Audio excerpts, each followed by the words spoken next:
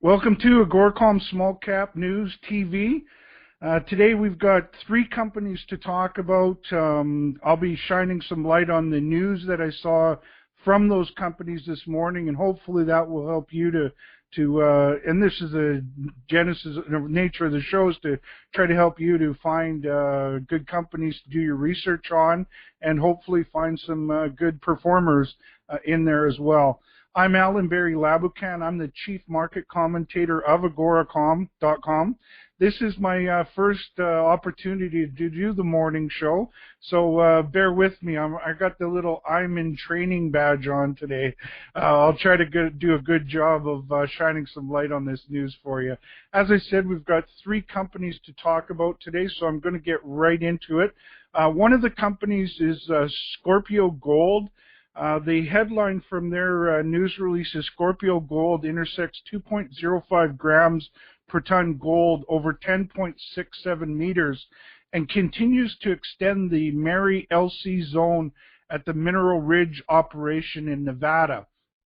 Now, initially when I looked at these results, I was kind of wondering about the grade and everything, and then I came across the quote from Peter Hawley, who is the CEO of Scorpio Gold, and he mentioned that I'm not going to go over the whole quote, but he mentioned that these new drill results that they had were not part of the known resource that they've already resource calculation that they've already done, and in the past this area was given zero grade within that resource block model.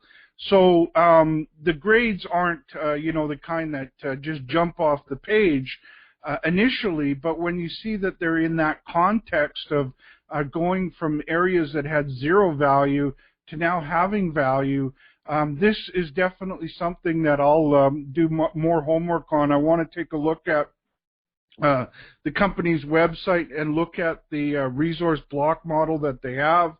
I'll look at the dimensions of the deposit. This one looks like it's got an interesting story.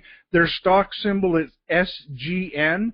As always, do some homework. I'm going to be doing some homework on this company because initially, right off the hop, that quote from the CEO really got my attention.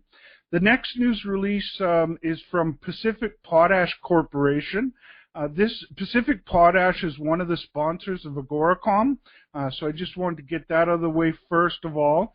The headline from their news release is that Pacific Potash expects drilling to start in September. They went on that they intend to permit for initial 6 wells that they're going to drill. They are targeting based on geological potential, proximity to historic and new potash discoveries, and logistical ease of access amongst their other factors. Mr. Andre Costa, who's the president and CEO of Pacific Potash, commented, "Focused potash drilling in the basin has to date been successful in finding deposits on every exploration program done in the basin. Pacific Potash, through careful selection of targets and the vast knowledge of its exploration team, intends to continue this success." So they're getting ready to crank up their drills in September.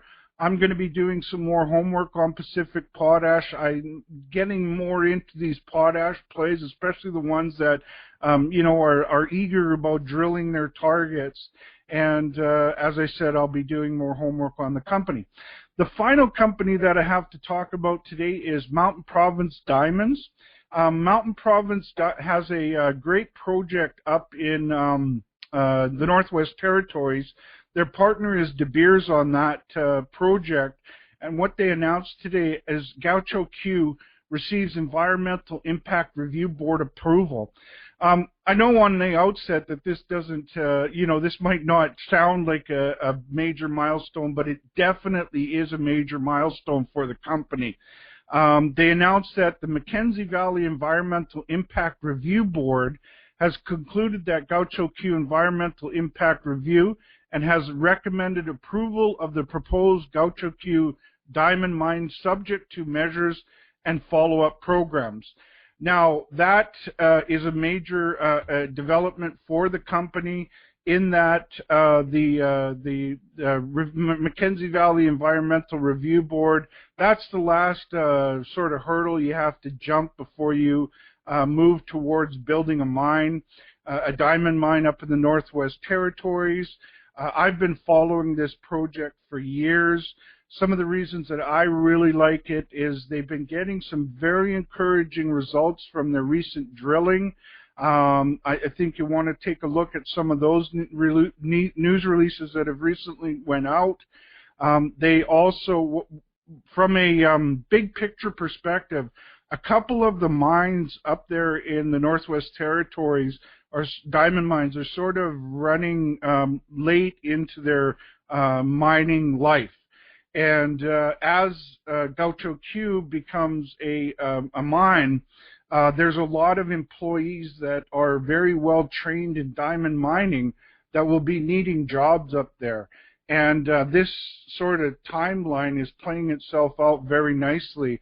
Mountain Province stock symbol is MPV. Sorry, earlier I didn't mention that Pacific Potash's stock symbol is PP. Again, Mountain Province stock symbol is MPV, and I've been following this one for a long time, but I encourage you to check this company out. They've got what looks like is the next big mine, a diamond mine in the Northwest Territories. So that was what was in the news as far as news from publicly trading resource companies. Something else that happened today was, so far we're about an hour into the market trading, and gold has had a very good run today.